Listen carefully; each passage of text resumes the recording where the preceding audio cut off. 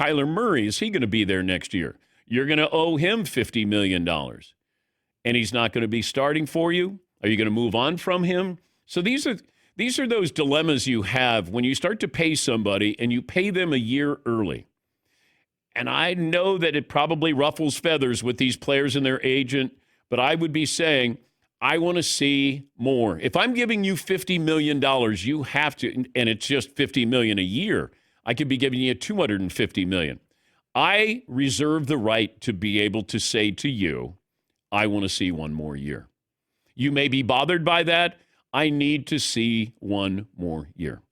Now, unless you say, Josh Allen checks all the boxes, he is our franchise, he's a Hall of Famer. And you say that about Joe Burrow. I just don't want to rush. You don't need to rush. There's nothing wrong with saying one more year.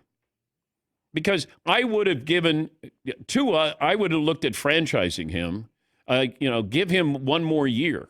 I would never have given him long-term contracts. I don't think he's a long-term quarterback. Just size, health, I wouldn't. It doesn't make any sense. Kyler Murray, you have a clause in his contract that says no video games. You must study. I know a caddy who caddied for a famous player, and the player would never practice. But he would tell his caddy that he would be practicing. So the caddy put in a piece of paper into the driver, the cover that goes on the driver, and he would check whenever they went out to play in a tournament. He would lift up the cover on the driver, and the paper would fall out. So he knew that he wasn't practicing. So Kyler Murray, you got to put in a clause in his contract to say, hey, can you do less video, more studying? That's not somebody I want.